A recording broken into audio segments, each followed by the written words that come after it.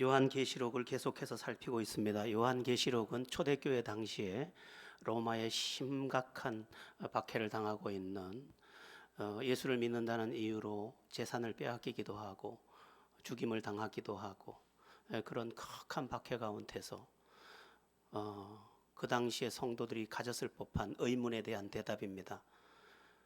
예수를 믿는 이 이유가 우리에게 복이 되지 않고 왜 이런 박해가 될까? 우리를 박해하는 로마는 왜 이렇게 배부르게 잘 살까? 하나님이 과연 세상을 다스리는 것이 맞은가? 아니면 로마 황제의 말대로 황제의 마음대로 세상이 다스려지고 있는 것인가? 그것에 대해서 예수 그리스도에 대한 계시의 말씀으로 대답해 주고 있는 그러한 요한계시록입니다. 오늘은 지난주에 이어서 그 내용을 또 충성된 증인 예수 그리스도라는 제목으로 말씀을 나눠보겠습니다. 5절 초반부를 보시면 또 충성된 증인으로 죽은 자들 가운데서 먼저 나시고 땅의 임금들의 머리가 되신 예수 그리스도 이렇게 말씀하고 있습니다.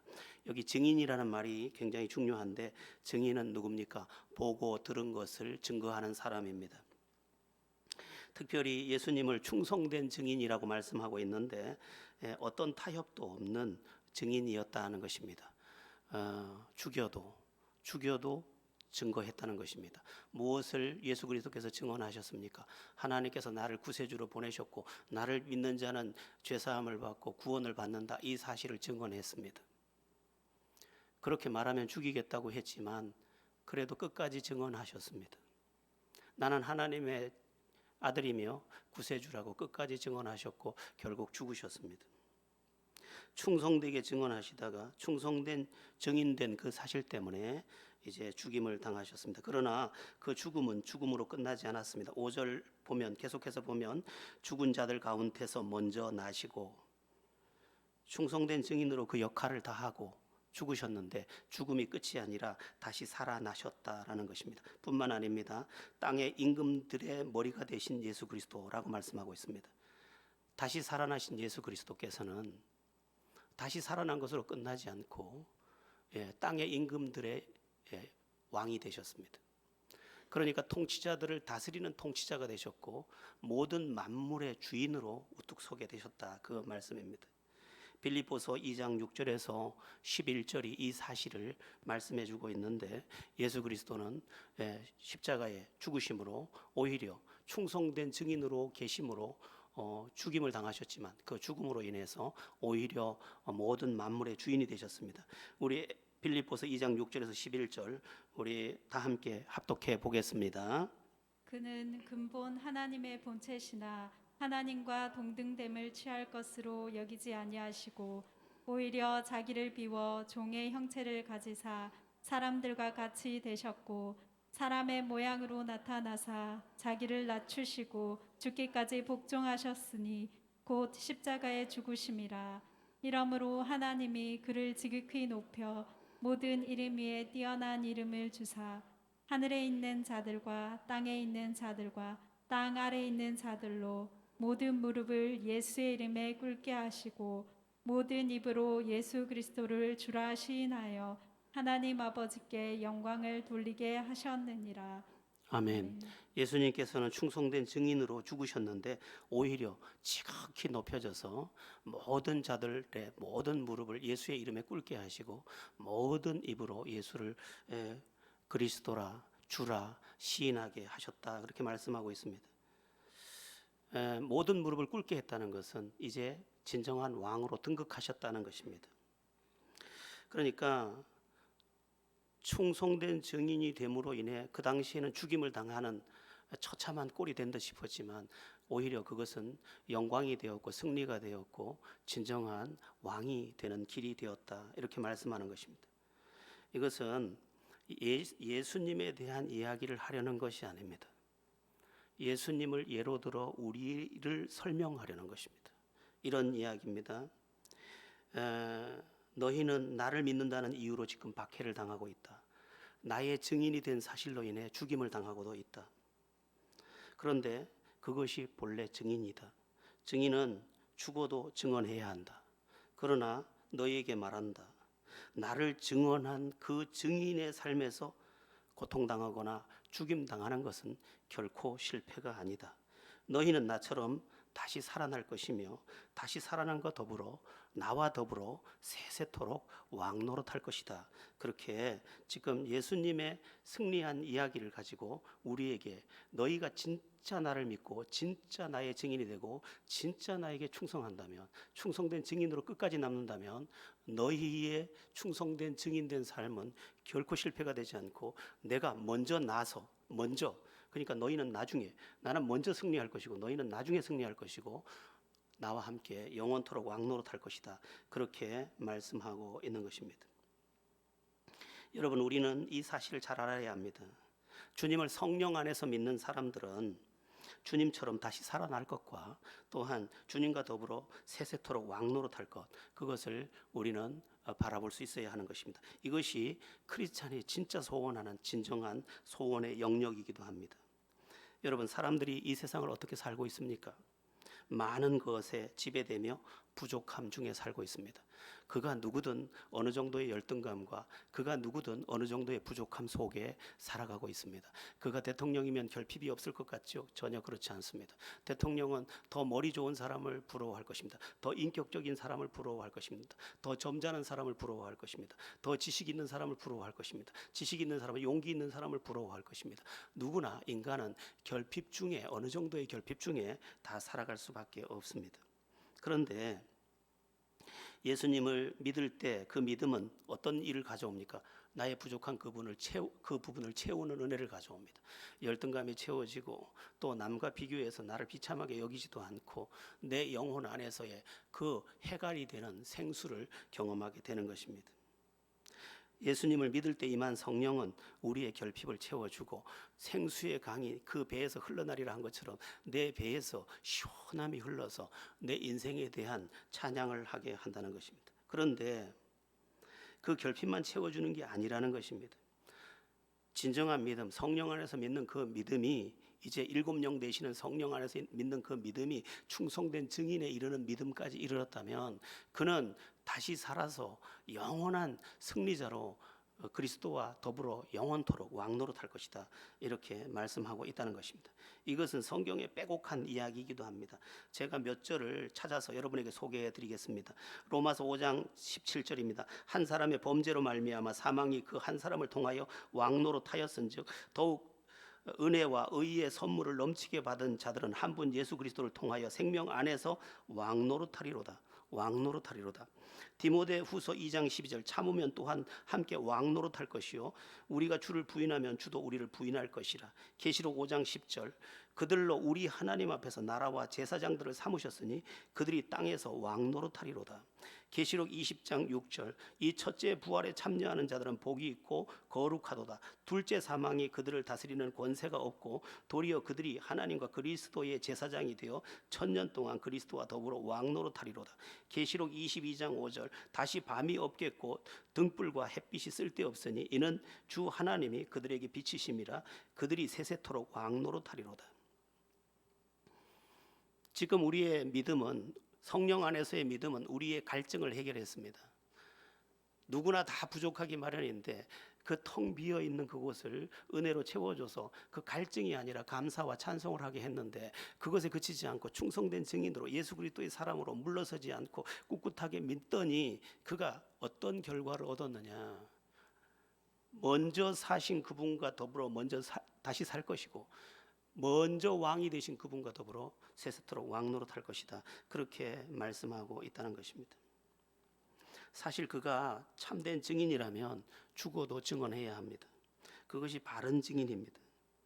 우리가 누구입니까? 이 성령이 믿게 하신 사실 안에서 예수님을 구세주로 만난 사람들입니다. 그럼 어떻게 믿어야 합니까? 성령 안에서 죽어도 믿어야 합니다. 여러분, 우리의 믿음은 시시한 이야기가 아닙니다. 우리의 믿음은 그냥 형편이 좋아지기 때문에 믿거나 형편이 되기 때문에 믿는 그 정도가 아니고 죽어도 우리는 믿습니다. 그 사실이 우리 안에 들어와 있습니다. 물론 연약해서 우리가 힘겨워서 신음도 하지만 그럼에도 불구하고 우리 안에 도착한 그 구원과 우리 안에 약속된 왕됨과 우리 안에 약속된 영원한 승리는 우리로 하여금 죽어도 믿습니다. 이렇게 말할 수 있게 되는 것입니다. 물론 지금 나를 죽인다고 하면 우리가 쭈뼛쭈뼛하겠지만 성령께서 은혜 주셔서 이길 힘을 주시기 때문에 그때에도 우리는 능히 죽음을 무릅쓰고 나는 예수를 믿습니다. 그렇게 말할 수 있게 될 것입니다. 유명한 폴리갑 이야기가 이 부분에서 많이 등장하죠. 폴리갑은 원래 에베소 교회의 감독, 오늘날로 말하면 에베소 교회의 목사입니다. 그의 나이 86세 되던 해에 그가 그 교회가 박해를 당할 때 그를 이제 교회 성도들이 피난을 시켰습니다. 어디로 피하게 했는데 로마의 박해자들이 와서 계속 사람들을 이렇게 그 앞에서 고문을 하고 하니까 그 숨어 있는 장소를 알려주므로 폴리가 이 감독이 잡혀오게 됩니다. 근데 잡혀오기 전에 잡히는 그 동시에 뭐라고 말을 하냐? 나에게 2시간만 시간을 달라. 내가 해야 할 일이 있다. 평소에 폴리갑의 인격을 잘 알고 있던 그들은 2시간의 시간을 줬는데 2시간 동안 그는 기도하고 일어서더니 평화로운 얼굴로 로마 군사를 쳐다보며 이렇게 말하는 것이었습니다. 예수는 구세주시네. 자네도 꼭 예수를 믿어야 하네. 가세. 그래서 로마 군병과 함께 이제 법정도 아닌 법정으로 끌려가게 됩니다. 그곳에서 이 노 속사도라고 부르는 이 폴리갑의 모습을 지켜보고 있던 그 재판관이 이렇게 이야기를 합니다. 예수가 구세주가 아니라 가이사가 주인이라고 딱 한 번만 말하고 가서 다시 믿든지 말든지 그건 알아서 하고 빨리 집에 돌아가시오 했더니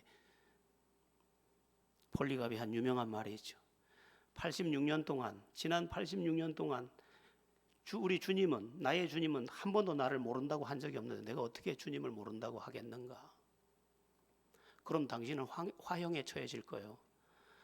1시간의 화형을 견디지 못해서 영원한 형벌을 내가 부르겠는가? 부탁하건대 자네도 예수를 믿으시게.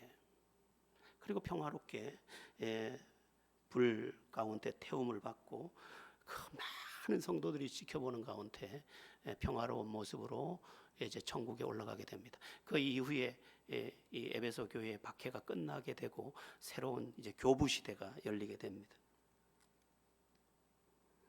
여러분, 우리는 조금만 어려우면 뭔가 위축당하고 조금만 어려우면 타협하고 형편과 다 맞춰가는데 크리스찬은 본래 그런 사람들이 아닙니다. 증인은 타협이 원래 없습니다. 증인되기, 그것은 그냥 종교적인 이야기가 아니라 정말로 믿었던, 정말로 자기 안에 증거가 있던 사람들의 생생한 증거요. 저도 그렇게 할 수 있을 것만 같은, 착각인지 모르지만 정말 그럴 수 있을 것만 같은 그런 생각을 자주 해보게도 됩니다. 자, 중요한 게 또 한 가지 있는데 그게 뭐냐면 증인이 되려는 마음을 가져본 적이 있느냐 하는 것입니다.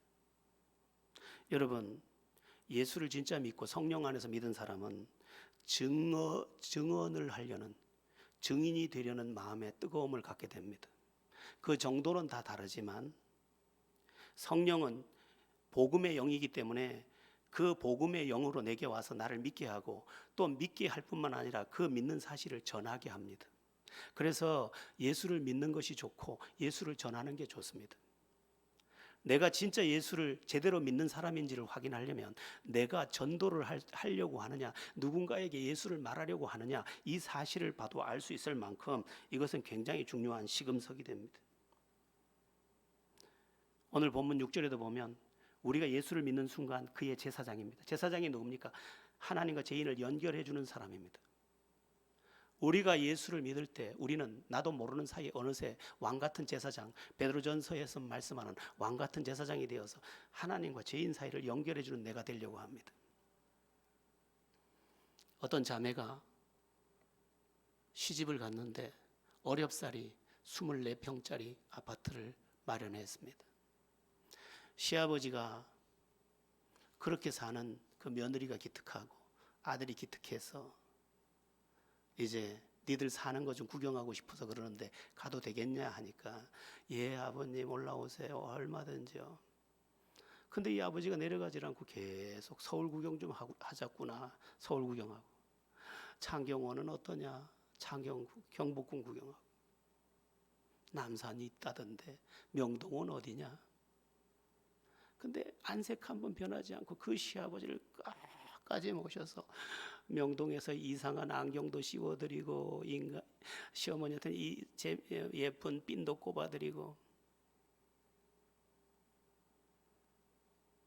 너무도 기특해서 너무도 기특한 이 시아버지가 그 며느리 보고 이렇게 물었다는 거예요. 시아버지가 이 좁은 집에 와서 매일 파먹고 또 이렇게 귀찮게 하는데 안 귀찮으냐? 아니요, 전 좋아요. 그래, 내가 너한테 뭘 해주면 넌 좋겠냐? 꼭 들어주실래요? 그러지. 네가 나한테 어떻게 했는데?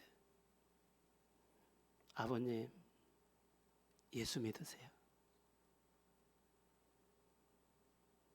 저는 이 집에 시집 오는 동시에 아버님의 아들은 예수를 믿어서 저와 결혼했지만 저는 이 집에 시집 오는 동시에 전 딱 한 가지 생각했어요. 나는 우리 시댁 다 구원하겠다고요. 그래서 아버지가 돌아가실 때까지 저희 집에 살아도 괜찮아요. 전 예수님만 믿으시면 돼요. 그랬다는 거예요.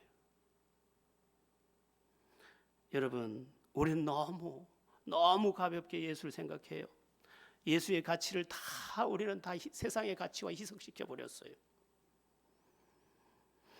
성령의 은혜 안에서 예수를 정말 만난 그 사람, 정말 알아본 그 사람은 예수가 좋고 예수를 전하고 싶고 예수를 전하는 게 좋고 그게 모든 것이라는 것을 우리는 알아야 합니다.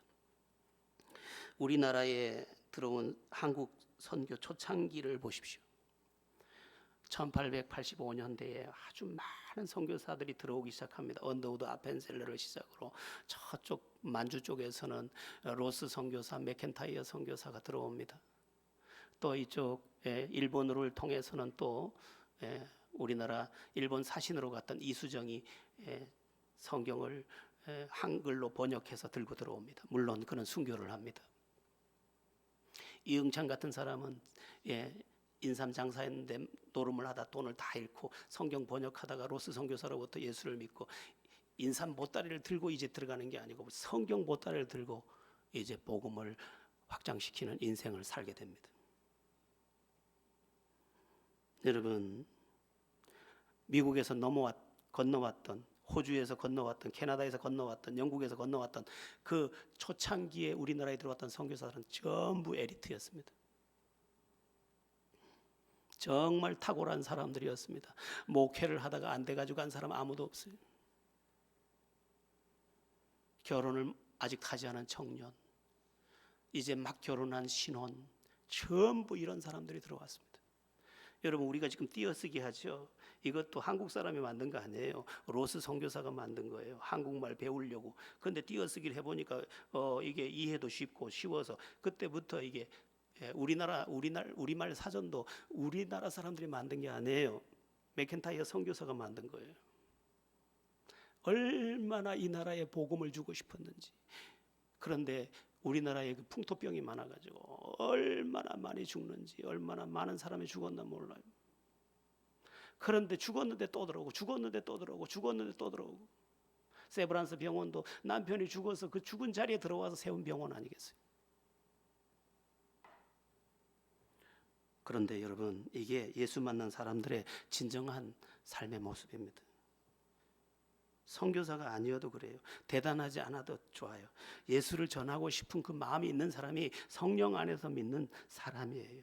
나 하나 믿기도 겨우 믿는 그런 우리가 아니에요. 제가 어느 교회 설교하다 그 얘기하니까 다 웃던데 여러분도 웃나 볼까요? 어느 교회에 올라가는 계단에 이렇게 써놨대요. 오늘도 혼자 오십니까? 그 자기가 올라가면서 대답했대요. 나 혼자도 겨우 왔다 임마. 우리의 모습이 그래요. 너무너무 가련한, 예수의 가치가 전부 땅바닥, 구원의 가치가 전부 땅바닥, 하나님의 은혜의 가치가 전부 땅바닥. 우리가 언제 그분을 사랑했어요? 지난 수요일 저녁에 잠시 말씀드렸었는데 우리는 잘못 믿고 있는 부분이 있습니다. 그게 뭐냐면 교회 생활을 신앙생활 전체로 여기는 착각입니다. 교회 생활은 신앙생활에서 뺄 수 없는 것이 사실이지만 우리는 교회 안에 그리스도인이 절대로 아닙니다. 현대교회는 모든 그리스도인들을 교회 안에 다 가두고 말았습니다. 교회를 위한 교회로 다 전락했습니다. 우리 교회 하면서 교회 밖에 나가서는 절대로 그들이 세상의 빛으로 존재할 수 없었습니다. 어떻게 믿고 있느냐? 예배하고 흩어지고 또다시 지쳐서 또다시 예배하고 흩어지고 교회가 군대가 되지 못하고 그냥 종합병원이 되고 말았습니다. 그래서 이거 해주세요, 저거 해주세요, 먹을 거 주세요, 입을 거 주세요, 마실 거 주세요, 돈 주세요, 여기 아파요. 그게 오늘날 병든 현대 교회의 모습입니다. 디모데후서 2장 3절 4절은 이렇게 말씀합니다. 너는 그리스도의 예수의 좋은 군사로 나와 함께 고난을 받으라. 병사로 복무하는 자는 자기 생활에 얽매이는 자가 하나도 없나니 이는 병사로 모집한 자를 기쁘게 하려 함이라. 단지 문제 해결되는 거, 그리고 오늘 배부른 거, 오늘 나 뽐낸 거, 그거 아무 의미 없다는 것입니다. 여러분, 그리스도인들은 본래 시시한 사람들이 아닙니다. 크리스찬들은 굉장히 온유합니다. 그리고 굉장히 겸손합니다. 그러나 굉장히 강력합니다. 그러나 오늘날 크리스찬들은 매우 비굴하게 이 세상을 살아가고 있습니다. 세상의 빛으로 살겠다는 비전이나 그 거룩한 도전을 해본 적이 별로 없습니다. 나를 드리려는 마음을 가져본 적이 별로 없습니다. 나만을 위해 살겠노라고 결심한 그러한 극단적 이기주의에 빠져 있는지 모릅니다. 교회 다니는 습관만 몸에 배어 있습니다. 11조 안 하다가 몇 번 두드러 맞아서 11조 하는 거, 주일 성수 안 하다가 두드러 맞아서 주일 성수 하는 거, 예배 시간에 그냥 안 앉아 있으면 뭔가 깨름직한 거, 그것 이상이 아닌 가련한 오늘 우리들입니다. 여러분, 저희 교회 이름이 제자들 교회입니다. 제자들 교회가 되는 데까지 오랜 시간이 걸렸습니다. 교회 이름을 제 마음대로 한 번도 줘볼 기회가 없었습니다. 그런데 하나님께서 마지막 기회를 주셨습니다. 그래서 마지막 그 기회에 제가 마음에 품고 있던 이름을 붙인 게 제자들 교회입니다. 제가 한 번도 제 교회 이름을 제 마음대로 못 붙여봤습니다. 처음으로. 그런데 제자들 교회라는 간판을 붙이고 비로소 내 마음에 쉼이 왔습니다. 여러분, 우리는 그냥 교인이 아니라 제자입니다. 제자는 누구냐? 오늘날에 있어서 제자, 교인, 성도 이게 구별이 되어 있는데 사실은 구별되면 안 됩니다. 교인은 제자요, 제자는 성도요. 그러면 제자가 누구냐? 제자는 세 가지로 구분됩니다. 따르는 자요, 어떤 경우든 주님을 따라요. 두 번째, 배우는 자요, 어떤 경우든 다른 데서 안 배워 주님한테 배워요. 세 번째, 주님이 하는 일을 하는 자요, 주님이 했던 그 일을 내가 재현하는 거예요. 주님 가신 그 길을 내가 가는 거예요. 주님이 저 사람을 위로하고 저 사람을 고친 것처럼 내가 저 사람을 위로하고 저 사람을 고칠 수 있어야 되는 거예요.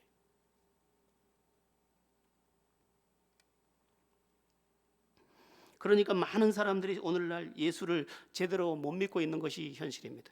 여러분, 저는 큰 교회들이 큰 죄를 짓고 있다는 생각을 많이 합니다. 물론 귀한 교회들도 있습니다. 그런데 큰 교회 설교들은 너무너무 편안하고 너무너무 좋고 너무너무 가려운 데를 긁어주고 하나도 상처가 안 됩니다.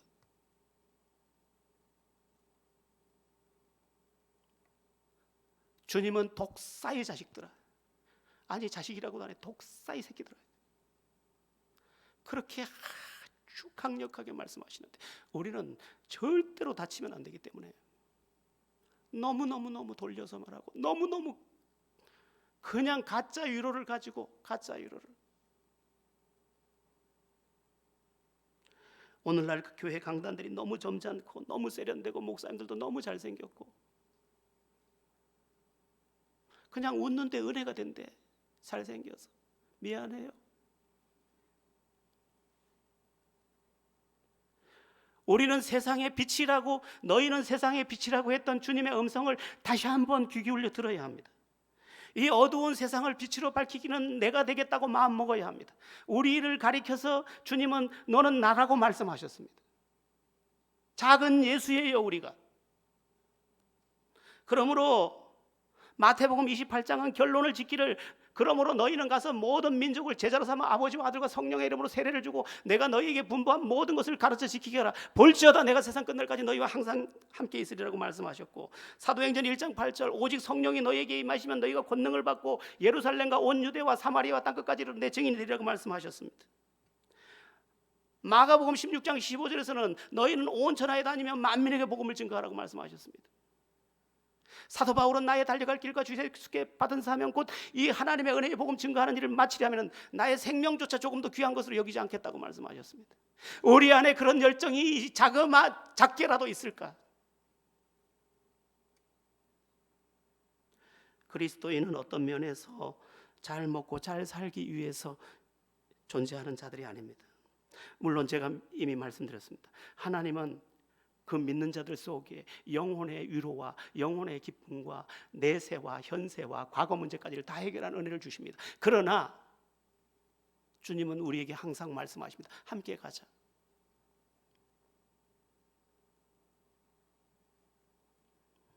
여러분, 나만 구원받을 수 없습니다. 내가 입을 열지 않아서 그들이 지옥에 간다면 그것은 내가 직무유기를 했기 때문입니다. 내가 말하면 구원받았을 텐데 내가 말하지 않았기 때문에 저가 구원받지 못한 엄청난 피값을 내가 치러야 할 문제에 빠지게 됐다는 것입니다. 그 이야기가 에스겔서 3장 17절에 나오고, 에스겔서에 두 번 나옵니다만은 에스겔서 3장 17절에서 21절에 이 내용이 자세히 나옵니다. 에스겔서에 두 번 반복됩니다만은 제가 3장을 준비했습니다. 우리 3장 17절에서 21절을 합독해 보겠습니다. 시작. 인자야, 내가 너를 이스라엘 족속의 파수꾼으로 세웠으니 너는 내 입의 말을 듣고 나를 대신하여 그들을 깨우치라.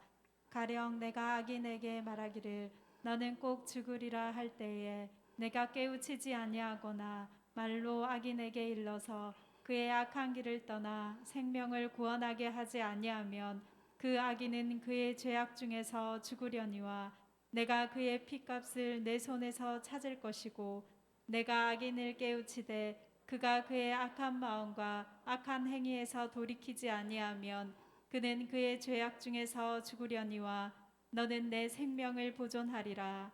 또 의인이 그의 공의에서 돌이켜 악을 행할 때에는 이미 행한 그의 공의는 기억할 바 아니라 내가 그 앞에 거치는 것을 두면 그가 죽을지니 이는 내가 그를 깨우치지 않음이니라. 그는 그의 죄 중에서 죽으려니와 그의 피값은 내가 내 손에서 찾으리라. 그러나 내가 그 의인을 깨우쳐 범죄하지 아니하게 하므로 그가 범죄하지 아니하면 정령 살리니 이는 깨우침을 받음이며 너도 내 영혼을 보존하리라. 아멘. 참 무서운 말씀입니다. 제가 신학교를 가기 전에 이 말씀을 보고 참 몸부림을 많이 쳤었습니다. 아, 핏값을 내가 치러야 되는구나. 내가 알고 있으면서 말하지 않는 것은 너 왜 말하지 않았니? 너 왜 옆집에 말해주지 않았어? 너 왜 병욱이한테 말 안 한 거야?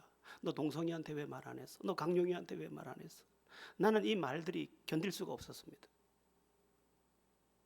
내가 사업할 때 직원들도 있어서 그들에게 말하지 않으면 안 되겠어서 그들을 붙잡고 늘 말했습니다. 그리고 성경 공부를 만들어서 매주 일주일에 2번씩 그 아이들에게 이 예수를 말했습니다. 내가 핏값을 물으면 안 되니까. 나는 그 핏값으로 죄사함을 받았는데 그 핏값을 내가 말하지 않으므로 내가 다시 지불할 수는 없기 때문에 내가 복음을 말했던 기억이 있습니다.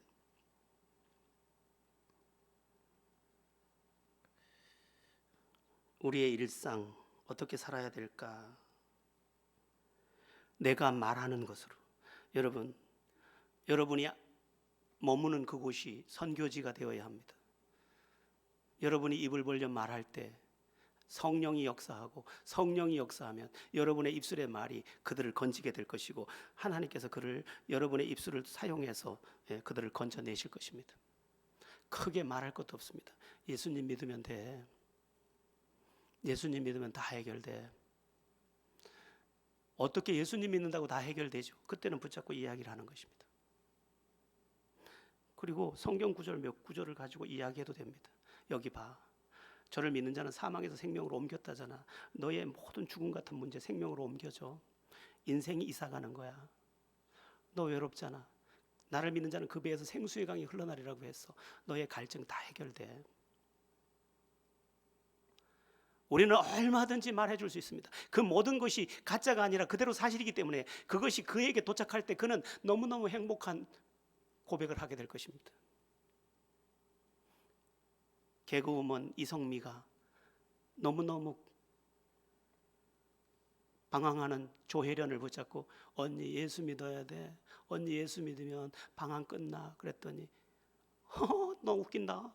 그랬는데 그 조혜련이 지금 믿고 지금 뭘로 나섰습니까? 간증자로 나섰을 뿐만 아니라 이번에 책이 출판돼서 나옵니다. 예수를 사랑하고 이제 자기 방황도 다 끝났다는 거예요. 지금 서울시장이 있던 우리 박원순 시장의 아들이 박주원 씨, 박주민인가? 평소에 아버지한테 늘 애원했어요. 아버지 제발 예수 믿으세요. 아버지 왜 동성애 허락해요? 왜 집회 허락해요? 아버지 어떡하려고 그래요? 참 그 아주 통곡 같은 애원으로 늘 매달렸다고 해요. 그게 책으로 나와 있어요. 우리가 성공한 대로 어디까지 성공할 거예요? 올라가면 어디까지 올라갈 거예요? 미루나무 꼭대기 다 올라가 봐야 내려오는 길밖에 없어요. 여러분, 대단하기 때문에 엄청난 일이 일어나는 게 아니에요. 내가 말한 그거, 내 마음에 저 사람도 예수 믿었으면 좋겠다. 그 마음 하나, 그게 저에게 전달될 때 하나님께서 나를 통해 그를 구원하고 나를 승리의 자리에 충성된 증인이기 때문에 먼저 사신 그 자리에, 먼저 오른 그 왕자에 우리를 옮겨주시는 것입니다. 여러분, 지금 북한에서 전도가 이루어지겠습니까? 안 이루어지겠습니까? 이루어지고 있습니다. 잠정적으로 10만에서 20만 명의 성도가 있을 것으로 보고 있습니다. 그러면 지금 분단된 지가 1950년에 6.25 사변이 나서 분단됐다고 합시다. 그럼 올해가 2020년이니까 70여 년의 세월이 지났는데, 그럼 그 70년의 세월이면 예전에 믿던 사람들은 다 돌아가시고 아무도 없을 건데 그 10만 명, 20만 명은 어디서 나온 겁니까? 전도로 만들어진 것입니다. 어느 책자를 보다가 가슴에 뜨거운 감동을 받은 이야기가 있었습니다. 어느 날 집단 농장에서 일을 하고 집에 돌아왔는데 그 삽장문에 무슨 종이가 이렇게 똘똘 말려서 올려 있더랍니다. 그래서 이게 뭐지 하고 펴봤더니 누가복음을 누가 연필로 써서 갖다 올려놓은 겁니다. 뭔지도 모르지만 딱히 전력 사정도 안 좋고 하니까 일찍 자야 되고 그러니까 호롱불 켜놓고 뭐 다른 것도 할 게 없으니까 읽었답니다. 다음 날 또 집단 농장 갔다 오더니 다음 2장이 또 와 있고 3장이 와 있고 계속 바뀌어서 오더라. 누가 갖다 놨을까? 아무리 생각해도 김동물까 박동물까 최동물까 아무리 생각해도 떠오르는 얼굴도 없더라. 그런데 예수님이 십자가에 못 박히는 장면, 그리고 그 구원의 메시지가 자기 가슴에 딱 들려오면서 예수가 믿어지더라는 거예요. 그걸 받겠죠. 먼 발치에서 마지막 편지가 도착했답니다. 근데 거긴 긴 편지가 쓰여 있었는데 내래 목숨 걸고 동무한테 보낸 겁니다. 동무도 누군가에게 이 편지를 전하시라요. 그렇게 전달된 겁니다. 또 이런 이야기가 있어요. 저기 중국 국경지대에서 어떤 그 탈북자들을 전도하는 사람이 있는데 어떤 청년이 넘어왔는데 이 청년을 성경 공부를 시켰는데 너무너무 잘 믿더라는 거예요. 너무너무 그렇게 뭐 하나를 가르치면 열을 믿어버리는 거예요. 그냥 뭐 어쩔 줄을 모르는 반응과 기쁨을 어쩔 줄을 모르더라는 거예요. 6개월 공부가 끝났는데 6개월쯤 지나서 이 사람이 이렇게 말하더라는 거예요. 내래 오마니한테 다녀오 가시오. 이 사람은 들어가면 죽어. 아닙니다. 가야 합니다. 내 동생, 내 오만이 지옥 가게 할 수 없습니다. 지금 사는 것도 지옥인데 그거 죽어서 지옥 가면 안 되지 않습니까? 나 죽는 거 상관없습니다. 그러고 들어갔다는 거예요. 들어갔다가 한 3, 4개월 만에 다시 나왔더래요. 그리고는 이 국경지대에서 선교하는 이분을 붙잡고 막 엉엉 울더라는 거예요. 무슨 사연이냐 물어봤더니 자기 이야기를 하는 겁니다. 가사마자 엄마 붙잡고 어머니 내가 오늘 밤에 할 얘기 있습니다. 뭐냐? 어머니 예수라는 분이 계신데 구세줍니다. 우리 모든 눈물과 우리 모든 한숨에서 건져주시는 분입니다. 예수 믿으셔야 됩니다. 했더니 엄마가 갑자기 통곡을 하며 우는 겁니다. 통곡을 하면서 왜 웃습니까? 왜 우십니까? 엄마가 하는 말이 얘야 우리 집은 원래 예수 믿는 집안이다. 네 동생한테는 어렵사리 전했는데 네가 남자라서 사내 아이라 뭔 짓을 할지 몰라서 내래 못 전했어야. 그리고 기도만 했지. 좋아 아이들 예수 믿게 해주시라요. 그랬더니 네가 야 선교사를 만났구나. 하나님이 응답하셨어. 그 죽음의 땅에서도 잘 먹고 사는 한 끼가 탁한 땅에서도 이 복음 하나 전하면 내 아들한테 복음만 전해줄 수 있으면 그러나 이 아이가 어떻게 변할지 모르니까 어떻게 돌변하고 오만이 반동입니다 할지도 모르고 그나마 끈끈이 연결되어 있는 몇몇이 다 죽을지 모르니까 얘기를 못했던 거예요.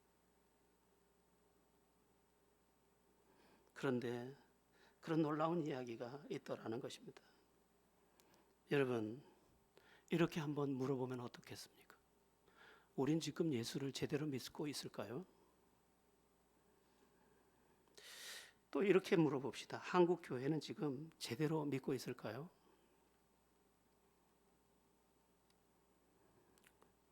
예수님은 충성된 증인이셨습니다. 죽어도 물러섬이 없었습니다. 왜냐하면 하나님이 당신을 보내신 게 사실이었고 자기가 구세주라는 것이 사실이었기 때문에 목숨과 진실을 바꿔서라도 지켜야 했기 때문입니다. 여러분 주님처럼 충성된 증인이 될 마지막 시대의 우리들입니다. 분위기가 좋지 않습니다.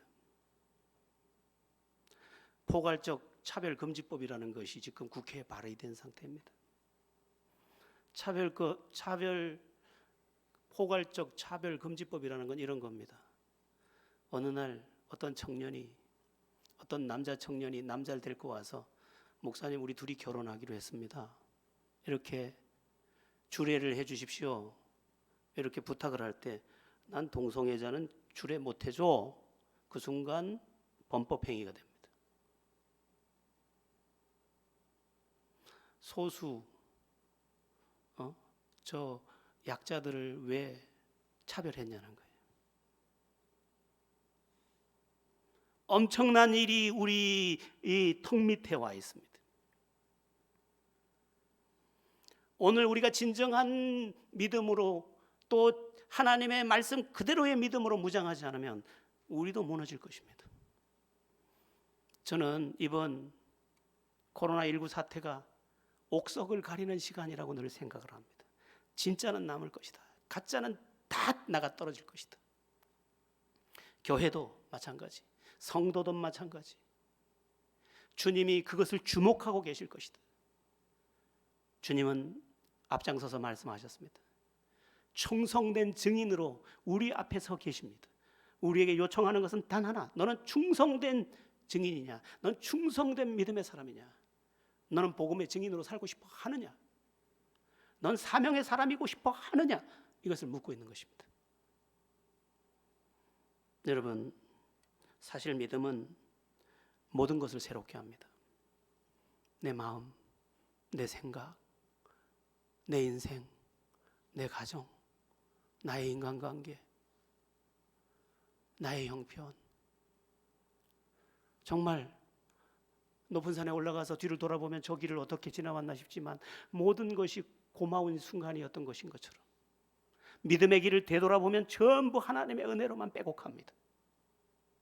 그런데 그것에서 그치지 않습니다. 영원한 승리를 향한 마지막 승부가 우리에게 남아 있습니다. 그게 뭡니까? 충성된 증인으로 남는 것입니다. 예수께서 충성된 증인으로 앞에 계십니다. 강원도에서 눈이 온 날, 눈이 그것도 많이 온 날은 앞에 가는 발자국만 따라가면 됩니다. 발도 안 적시고 갈 수 있습니다. 주님이 가신 길을 우리가 따라가면 됩니다.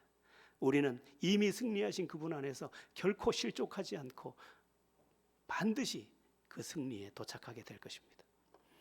거짓 믿음을 걷어차십시오. 그저 귀나 시원하게 하는 믿음도 걷어차십시오. 진짜 믿음 안에 세워지십시오. 그리고 충성된 증인으로 주님께 온전히 영광도 돌리고 그 승리의 자리에서 우리 다 함께 만날 수 있기를 바랍니다. 잘 깨닫기를 예수의 이름으로 축원합니다.